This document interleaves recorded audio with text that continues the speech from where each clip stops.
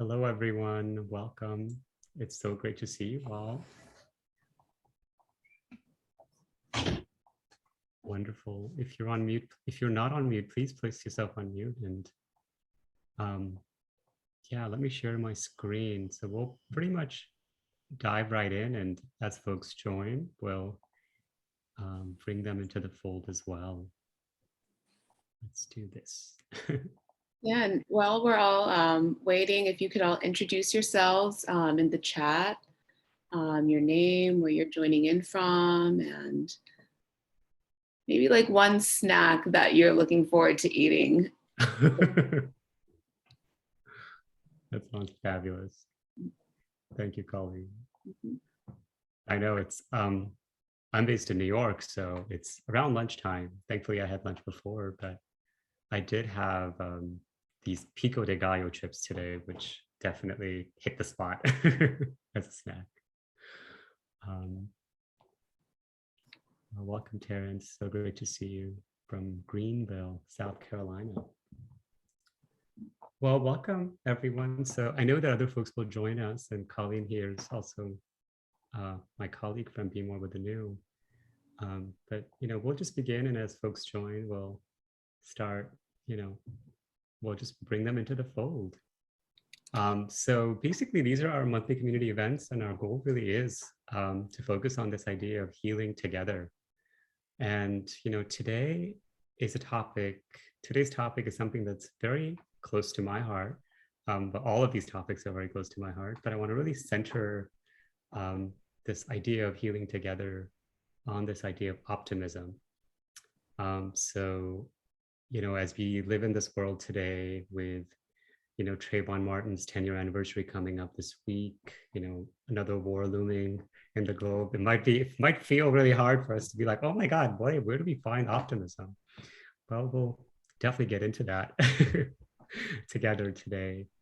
And this is going to be an interactive session, as we have sessions every month.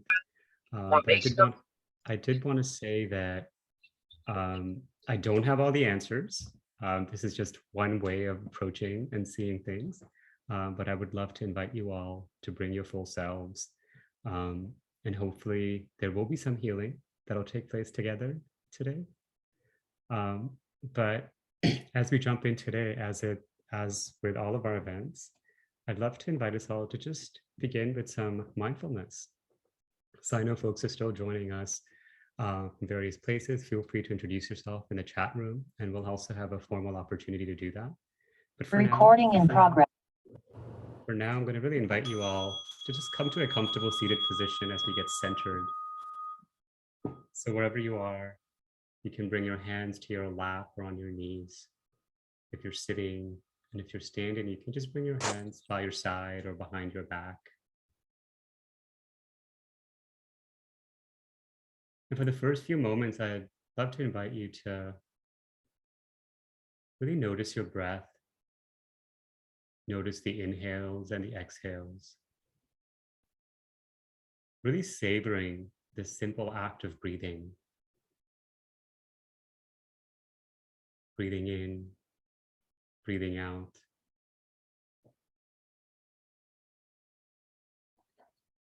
Now notice what's happening in your mind.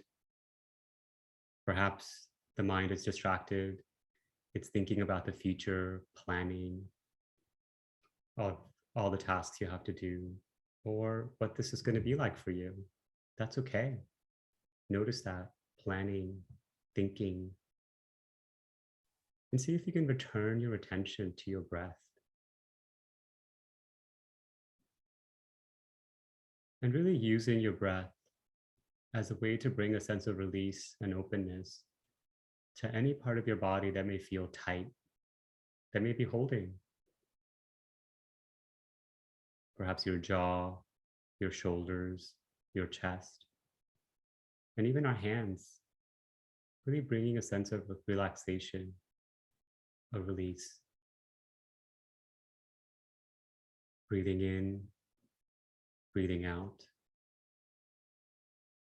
Breathing in and breathing out. This really simple act that's with us at every moment. So really savoring our breath. And as we begin to find our center,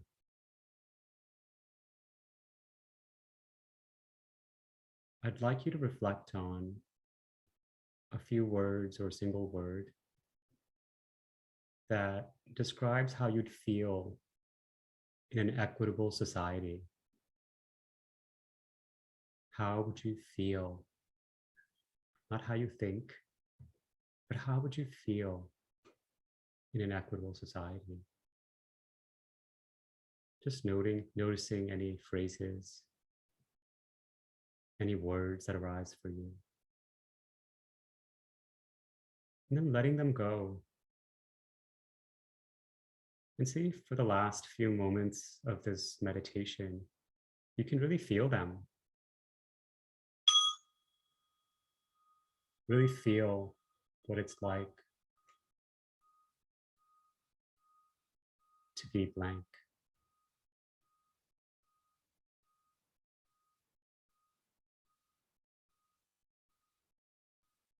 And then after your next exhale, you can bring your chin to your chest, stretching the back of your neck.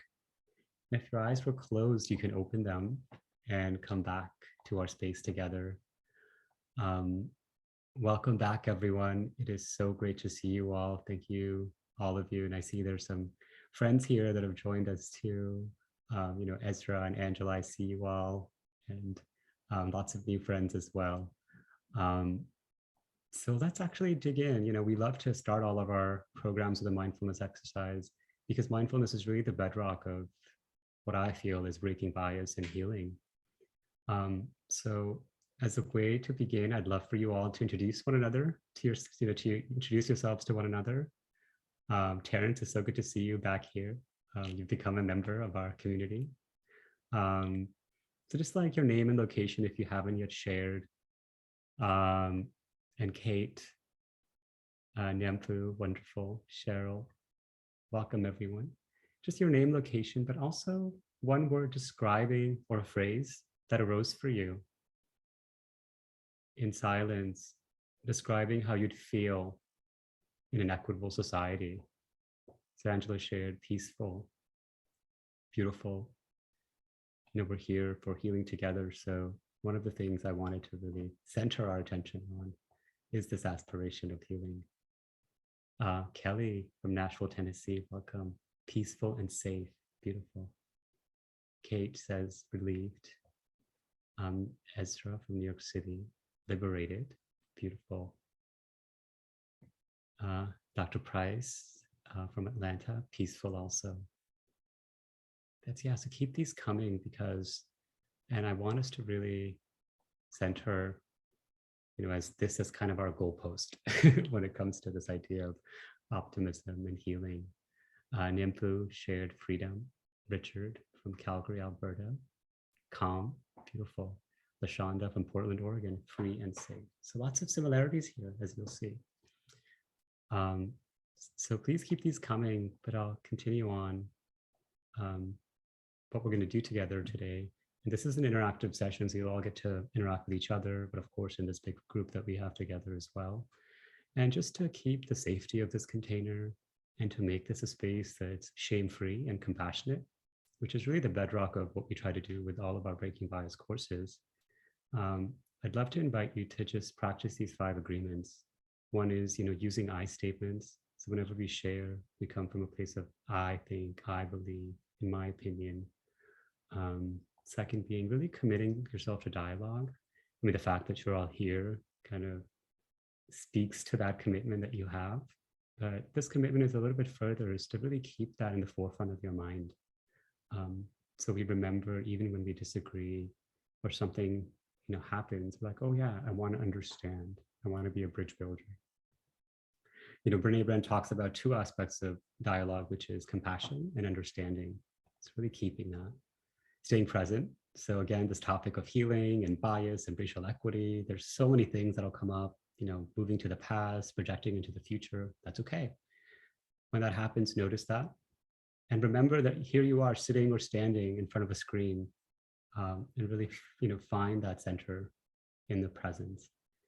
And connected to staying present is the fourth shared agreement, which is really investigating discomfort. Now, this is where the somatics of bias really lives. And this is kind of the crux of breaking bias. So notice the sensations, the emotions, the thoughts, the stories, whatever that arises. Become a scientist of your own experience. And then lastly, privacy and confidentiality. Of course, you've all trusted me to come here, but also you've all are in this vulnerable space with one another. So really would love for you to respect that privacy and confidentiality. So with that, I hope you all can agree to that. And if sometimes if we kind of stray from these agreements, I'll just gently nudge you to come back. Welcome, Annalie, light and joyful. That's great. Thank you for sharing that. And welcome, Show and Heal. So with that, I want to just begin today's kind of session together. And I'd love for you to share in the chat, what is optimism to you? This idea of optimism, what does it mean to you?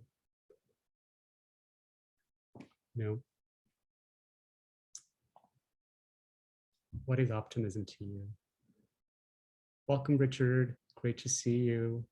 We've just begun, and I've just asked an inquiry, a short reflection that you can also share in the chat. What is optimism to you? And for folks, if you'd like to turn your cameras on, that'd be great too, so we can put a face to your name. But I understand if it's not possible, but if you can, please do. So let me read some of these responses of what optimism is. Della shared hope and dreams. Kelly shared feeling like something is attainable. Dr. Price, hope. Terrence, a safe space to be hopeful and share goodwill. Kate shared giving more attention to potential positive outcomes versus negative outcomes. Wow, I love that. And I think we're all kind of becoming more nuanced in how we describe this thing, optimism.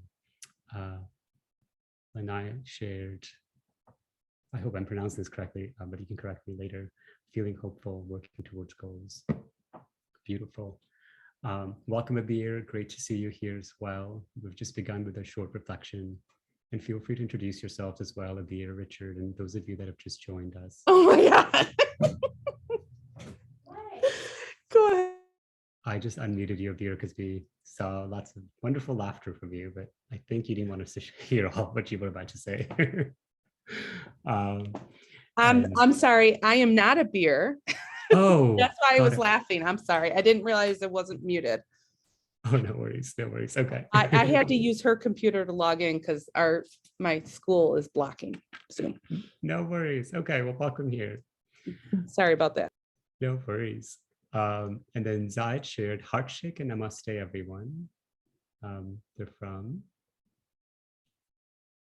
land of Seminole and other indigenous tribes in Palm Beach County. Optimism is having faith in miracles, including myself. Beautiful.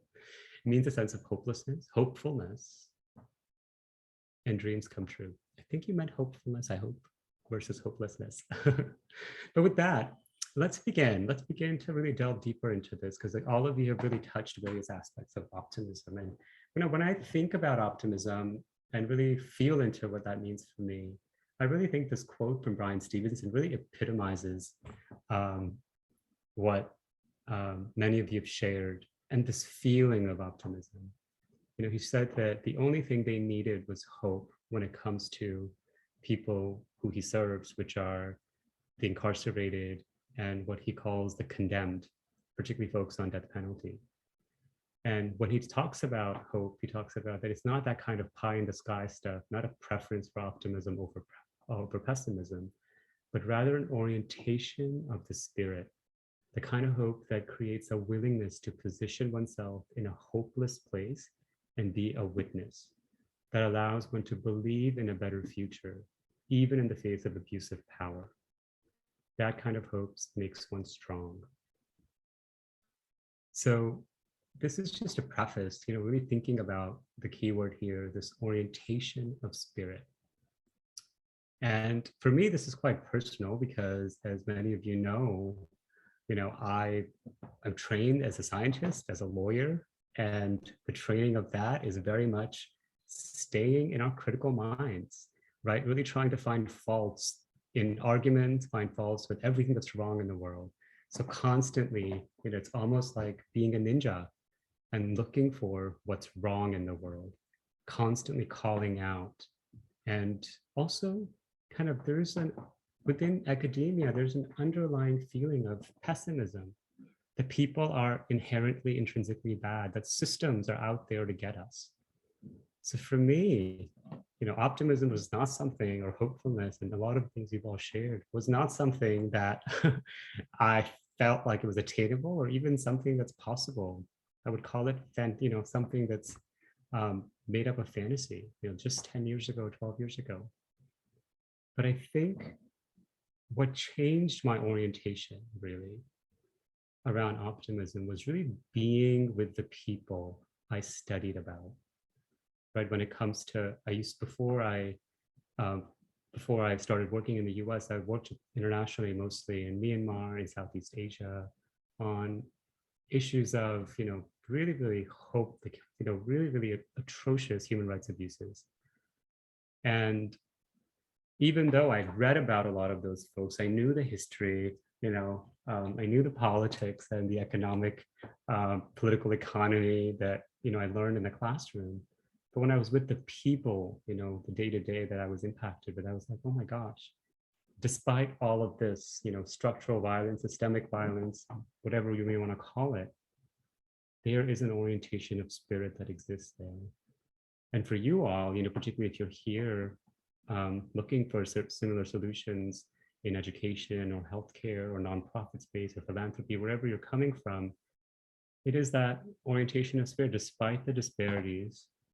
The folks are still living, there's still resilience there, there's still creativity there. And for me, kind of feeling that imagination really began to give myself permission to imagine what do I want things to look like? How do I want things to be? How do I want these systems to change? What would be kind of our end goal when it comes to racism, racial bias, sexism, and all forms of isms that exist in our society. And that inquiry, which is still of the mind, really began with what I've written here as point B. How would I feel differently? How would I feel differently if that came to be true? You all, at least I hope, with the meditation we did in the beginning, already hopefully tasted that. Right? You all tasted how you would feel differently. Many of you shared you'd feel safe, you'd feel free, you'd feel freedom, relieved, liberation. So even though your mind took the action of defining how you felt, something inside you felt it. So you may not have it all the time, you may not have it now, you may not have it in the future, you may not have it in the past, but you know what that feels like, even if it's like a tiny, tiny percentage. So that is what I want to kind of really dig deeper into, because that is the juicy stuff. So we're going to do that together. So what we're going to do is I'm going to break you up into groups of 2, maybe 3, depending on the number of people. And I'd love for you all to get to know one another, but also share, particularly around this one thing. How do I need to orient my spirit towards hope? Right? So the question really is, what do you need? What do you need to orient your spirit towards, how you'd feel in a world that's equitable? And again, this is all about you. This is not about the world outside. You as a person, you Kate, you Kelly, you Annalie, you Lanai, not, the world. So again, and as I break you up into these groups, would love for you to again practice these 5 agreements.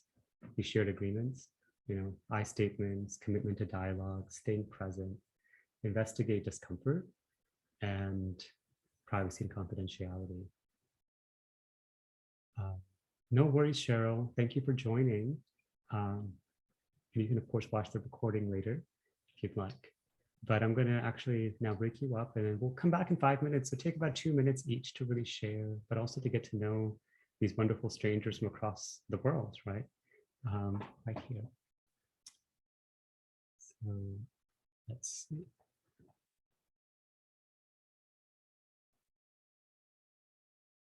Perfect. So I'm going to create these breakout rooms, and we'll come back in, 6 minutes, let's say.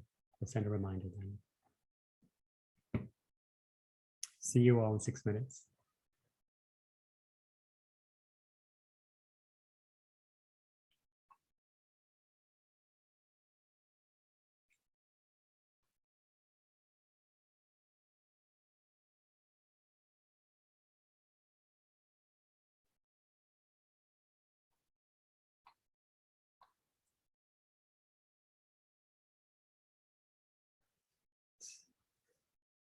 We have Jesse. And Jesse, are you there? If not, I can move Richard to a different room.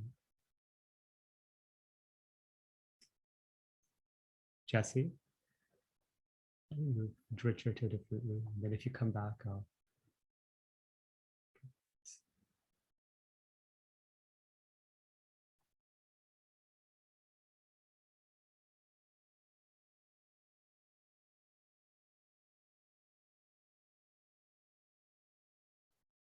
And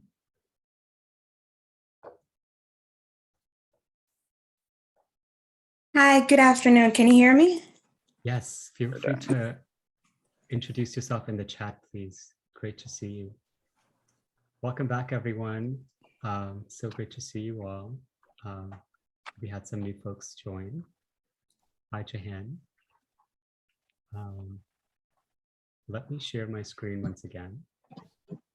So, we all were in a small group, and what we really talked about was, what do each of you personally need to orient your spirit towards hope? Kind of really following up on what, Brian Stevenson really talks about as the crux of his work. So I'd love to just, invite some of you to share your reflections. What was that like for you to be in, communication with, probably strangers across the country, across the world, listening to their reflections, but also maybe what was coming up for you in your body, in your mind, as you were sharing or as you were listening. And feel free to share using chat if you'd like, whatever's easier for you all. Anu, we Yes, can't Terrence. share verbally though. Okay. You can share verbally, please do. Yes. Okay. With Ezra and 𝐚𝐿𝐴𝐴, I felt a great freedom in being able to share some things with them in regards to what do I need to orient my spirit towards hope. And to me, it afforded me a safe place to just express, to answer that question. And I appreciated that because I don't always have that safe space. And so it was easy to share in that space, and I really appreciated it. Well, thank you for sharing that. This idea of safety is so important to all of us. And I'm so glad and, delighted to hear that you were able to feel that in that experience.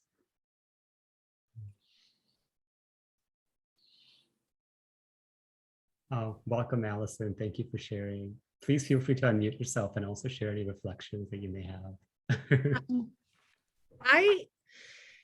I was telling my group that I am currently enrolled in a graduate program for trauma-informed educational practices, and that has really opened my eye to that type of program and having a trauma-informed lens pairing with an equity lens, because they have to be the base of any organization. And being trauma-informed is good for everyone. If you go in with the mindset of, I don't know that person's background, I don't know what they're dealing with today or what they dealt with a year ago, it benefits everyone in an organization to be trauma-informed and equity, Yeah. thinking of equity. And I really feel like I'm a teacher in a western suburb of Chicago, and we have not a lot of diversity in our school. We do have some because we have bilingual programs.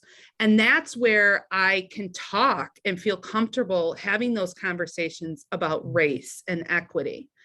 But if I bring it up to other teachers who are white, they're not there yet. They're not comfortable with having those conversations. And I don't know if you guys are all familiar with Gina Simmons, but I've read a lot of her articles, and she kind of just states it how it is. And we don't have time for, 80% of the female white teachers to feel comfortable. We don't have time for them. And I don't want to make everyone avoid me in the hallway because, I'm pushing this equity lens, but at the same time, I don't think that people need their hands held as much. Yeah. Thank you for sharing, Alison, because, as in your reflection, what I feel is a deep sense of urgency as you were sharing what the scholar Gina Simmons has shared, that we don't have time. Deep sense of urgency around this work of equity and healing and being trauma informed,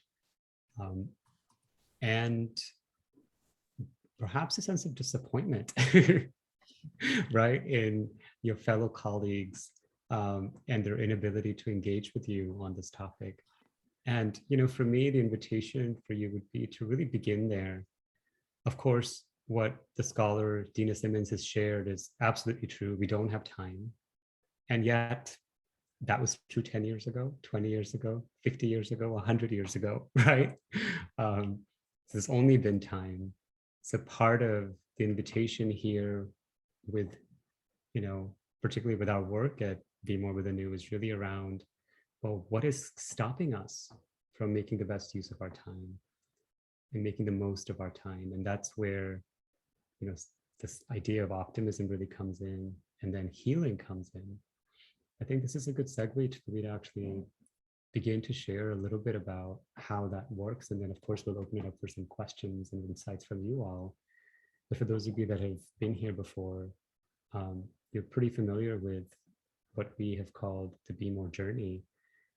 So for me, as I look to the work of diversity, equity, and inclusion and belonging, the work of breaking bias, I really think about this work as a teacher, because I used to be a middle school teacher, and really think about how this work is really about working with people, with human beings.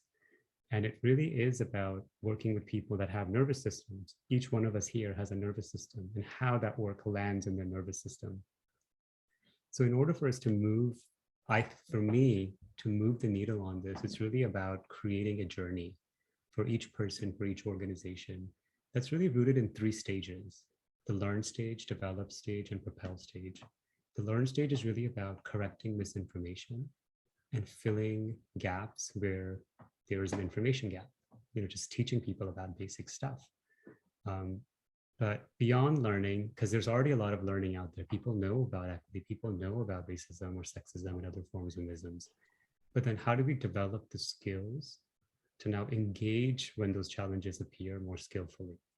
So this is what I call the difference between telling someone what riding a bike is about and then getting on a bike and then start pedaling, right? Because I can read books about riding a bike, and they may help me in thinking about the mechanics of the bike, but I'll really have to get on a bike before I start moving. And then propel is really about what happens. This is about action. And each one of these stages is really connected to various competencies that we're building. Competencies of awareness, comprehension, optimism, curiosity, skillful communication, well-being, collective identity, empathy and compassion, empowerment, and social cohesion. Now you'll see that optimism is quite central. Learn is really the foundation. So beyond awareness and comprehension, optimism is the foundation to really help us move in the direction of taking action. What that really is feeling activated and hopeful about transforming unconscious bias or DEI issues. And Alison, I felt that in you, right? That activation. That's why you're here. It's like, that's what we're talking about. You're like, act like I need to do something. I'm taking these courses. I'm learning all this. And I need more spaces to be able to talk about it, like activation. And now the second part of that is feeling hopeful that even though we don't have time, we can still do it, right? And that is where kind of the rubber meets the road. So, I'll stop here for a second. I'm gonna actually move it over because, I know we have about 10 minutes left, but I'd love to invite any folks to share, ask any questions, or also share any insights around everything you've heard, and how this lands for you. Once again, really respecting our shared agreements. I'll stop sharing so you can all see each other in a grid too. Anyone? I see in the chat, Terrence. Yeah, I agree with you. Colleges and universities should lead the way, for sure. Yes, absolutely, Alison. It's also on our website. I can put, Colleen, can you put that link to our approach here? So that way you'll have it, Alison. One thing I want to say about that, Terrence, I love that comment, that for me, like, as I was trained in some of these methodologies, whenever like should comes up in my mind, I've been trained to think of shoulds as a red flag. Not because there's nothing wrong with it. It's not a right or a wrong. It's really like, of course they should, that we know. But then we become curious, well, why aren't they? Right? Why aren't colleges and university leading the way? This is literally their mantle to educate the future leaders of the world. What's stopping them? And that's where, again, we go back to these competencies: curiosity, optimism, also oftentimes not knowing, right? Not having awareness of these challenges, denying these challenges, not understanding how they came to be themselves. So this is where leadership becomes so important around this stuff. Any other reflections or even questions around this? I can share the slides and you all can see it too. I'm curious, I know, like, what makes you optimistic? Like, if you were with a group and you felt that the group was sort of saturated with pessimism or lack of hope, which would be an understandable response to this time, what are the ways in which you bring in or help ignite optimism into the space? Well, it's basically, as Brian Stevenson said, this is an excellent question, like what makes me hopeful. And, optimism is actually a muscle. It's a muscle that we have to build, very much like our physical muscles. It's something we practice. And the way I do that is really through mindfulness, which is kind of the crux of our solution too. But I think about optimism from like kind of a 10,000 feet totem pole. So as I look at where I am today than I was 10 years ago, and I look at those around me, I'm like, wow, so much has changed. So much has improved. My grandmother didn't even finish 4th grade. She lived in a small hamlet in northern India. She was married when she was 15 years old, right? Like, I think of their history and I'm like, oh my God, in 2 generations, here I am sitting in New York City, center of this country, this world even sometimes, teaching people, being privileged to do all of that. So I really think about deep time in that way. And that is, again, the inclination. And where do I get that from? From other people, from folks like you all who share your stories with me. And having taught, now upwards of 50,000 people, I'm like, oh my gosh, there is so much hope because people are changing. People are resilient. They're courageous. And they're doing incredible things at small levels. Of course, our media isn't reporting it. Of course, we're not seeing it around us. And that's not because there's anything wrong with it all, but because those systems are designed for making money and not to make us feel better, right? So for me, I don't blame them for that, but I have awareness of that. So really keeping that at the forefront of my mind and not creating expectations from them that they can't deliver on, because that's unfair, right? If I were to expect, a news channel to make me feel better, that's a misplaced expectation, right? Because they want to get more views. So yeah, I hope it's a very quick, answer to a very complex question, but I hope it's helpful. Any other questions or reflections or insights around this stuff? I'd like to make a reflection on something that Please. Alison said Yes, please. concerning her white counterparts or teachers, male and female. It seems like a lot of times that may come from being uncomfortable with uncomfortable conversations and trying to have those courageous conversations. I think we're so polarized these days on so many things, whether it's social or political issues. But a lot of that, from what I can kind of see from the outside looking in to kind of like Alison's world a little bit, is feeling ostracized, or the feeling that you may be ostracized, feeling uncomfortable, and those sort of things. That's just an observation. Yeah, thank you for sharing that, Terrence. I think that's a really, really powerful observation. And what I'm going to invite you all to is really reflect on what Terrence shared, and also think about those people with whom we can't have these uncomfortable conversations. What makes these conversations uncomfortable? What is discomfort? Right? If you think about discomfort, like, oh, it's that feeling of contraction in my body, or thoughts or emotion, all of these things, right? If you really investigate what discomfort is, which is why investigating discomfort is the core of our shared agreements. Investigating discomfort is what we need in order to advance DEI, in order to break bias and advance social justice. And a lot of us have not been trained in these skills. We have not been trained in investigating discomfort and really being with it. And that's the challenge for all of us, whether you're a teacher or a doctor or a professor or a therapist across the board. But that's why I'm so hopeful that you all are here and actually engaging in this conversation, because that's what we need to do. And that's what you all are here with me to really support in the world. So I know we're almost at time. I want to just share, again, these are the 10 skills that really help us investigate that discomfort, you know?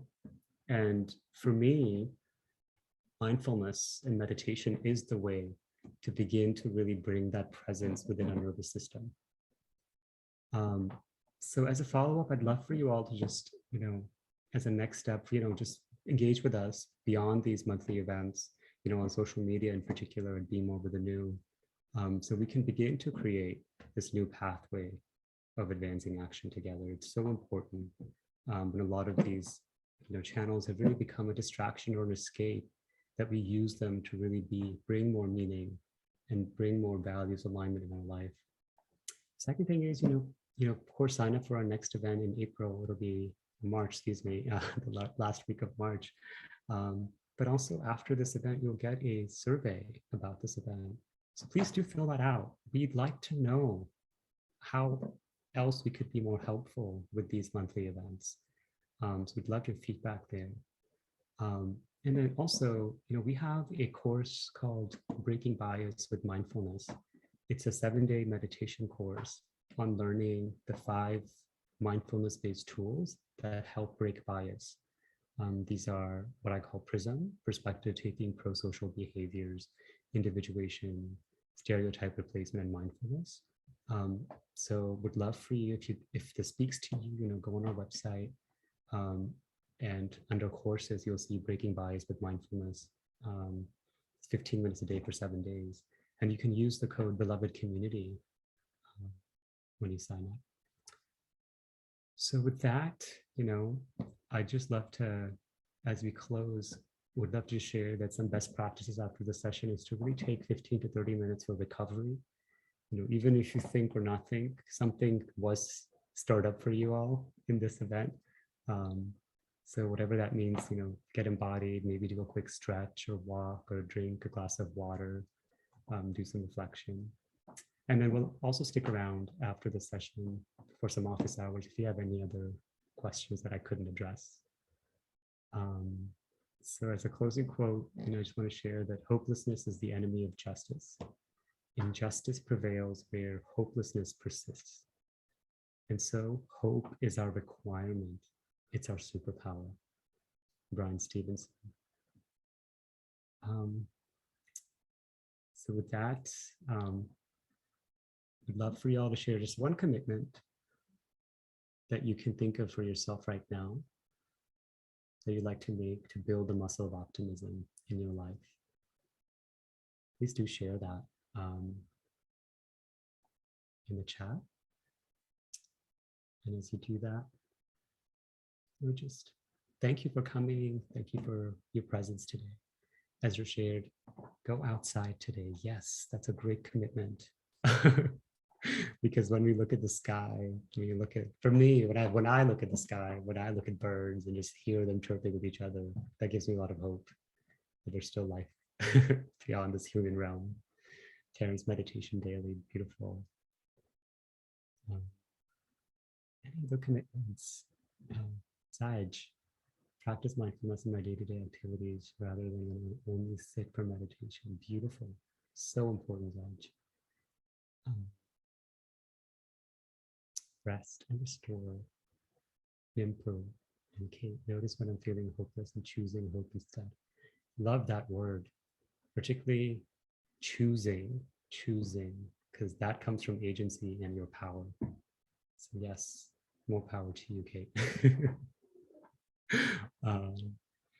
Well, thank you all so much. I know it's times if you have to head out, please do. And if you have any other questions, I'm here. Please feel free to unmute yourself and ask away.